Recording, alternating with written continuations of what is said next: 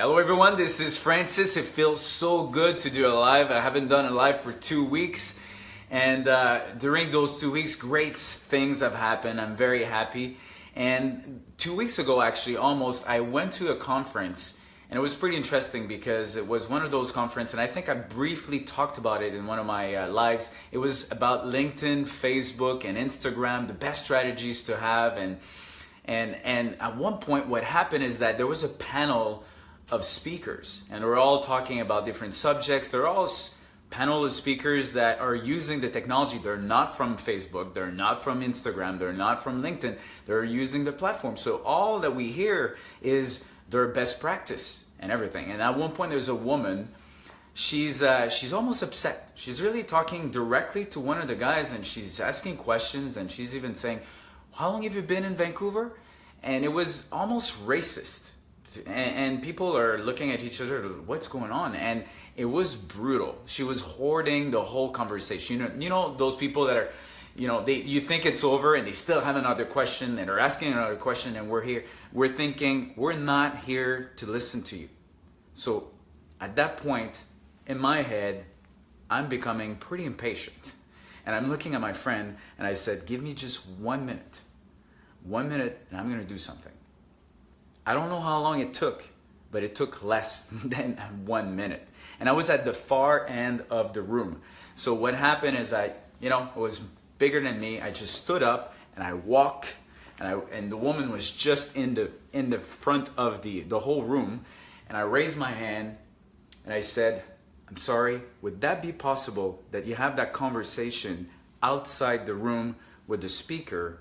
We're here to understand best practices from these guys. Would that be possible?" She said, "Oh, I'm sorry. And the rush in my body after was insane. I just turned around, didn't know what would happen. And I'll tell you what's going to happen later, because what I want to introduce you is that little that I know is that there was a concept that I just read, and it's called the 5 seconds rule. I love this book. It's by Mel Robbins. She's so entertaining. You listen to, if you have an audiobook, she's amazing. You're just entertained each time that she's talking. And she's got so many different stories that I think that's what connects us to be so engaged. And the 5 second rule goes like this. I think the reason why I was able to stand up quickly is because I just didn't think about it. I thought about it for a very short amount of time. And when you think about it for a short amount of time and you take action, you can't go back. I mean, my body was walking. It's not like I could all of a sudden walk in front of the whole room and people are thinking, what is he doing? And then stop and go back to where I was. I mean, I had a goal. I'm engaged. I have to continue, and I do it. And the 5 second rule is very simple because you can apply it to so many things. It goes like this. Because apparently our brain, when we're thinking for more than 5 seconds, there's really a lot of thoughts that comes in our head. And then at this point, there's so many reasons not to do something that we forgot. We just don't do it.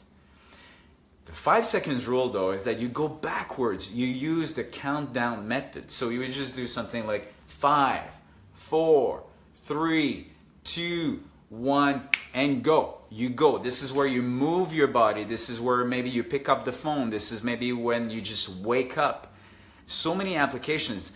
I know now, for me, I'm not going to snooze again. They actually prove that it's really detrimental to our brain for 4 hours. If each time that we snooze, there's like a new cycle that starts. So here's the thing. I'm going to hear it, and then I'm going to do what? The countdown method, 5 seconds rule. I'm just going to do 5, 4, 3, 2, 1, and up. And I do it. Can you imagine the other applications and how you can become so much more powerful? Because here's the thing.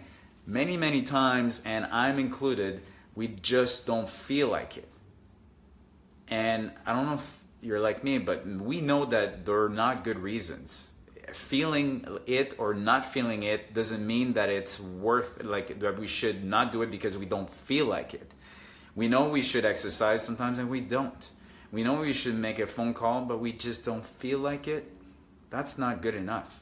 So the biggest amount of energy that we need to use, and it's in the beginning. They call it activation energy. That activation energy, a trick you can have, very simple, is to do 5, 4, 3, 2, and 1, go.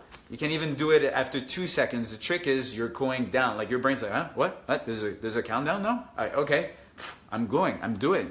Instead of if I would do it around and I say count up to 5, you'd probably do, okay, 1, 2, 3, 4, 5, 6, 7, and then you would probably have so many excuses you would not even do it.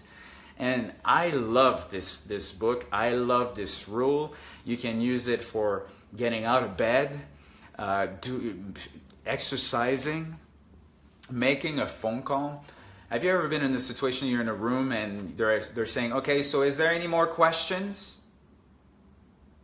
And you know you have a question. Or is there any more comments? Any other ideas?